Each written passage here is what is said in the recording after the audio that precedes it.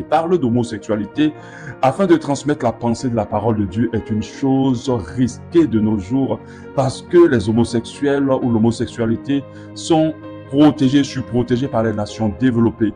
Aborder le sujet de l'homosexualité des transgenres sans aller dans le sens de la compréhension des gens du monde, c'est prendre des risques d'être banni, d'avoir une chaîne supprimée ou bloquée ou d'être blacklisté. Il y a des sujets que nous les chrétiens et même les églises nous pouvons aborder sans craindre des représailles. J'aimerais ce lundi nous parler de LGBT et du fait que l'église du Seigneur soit dans une grande indifférence face à cette propagande de l'homosexualité dans le monde entier qui est en train d'amener un grand nombre de personnes et d'âmes en enfer.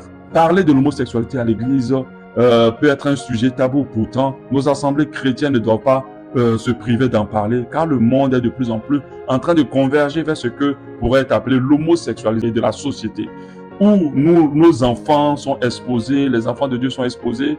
Nous devons transmettre la pensée du Seigneur contenue dans la parole de Dieu afin de ne pas laisser ce monde englouti par cette grande confusion des temps présents. Pour faire comprendre aux chrétiens et surtout aux hommes de Dieu qu'il y a urgence en ce moment-là, ce temps où la propagande devient de plus en plus forte, qu'il faut se réveiller et annoncer Christ, annoncer l'évangile pour le salut d'un grand homme, un grand nombre plutôt.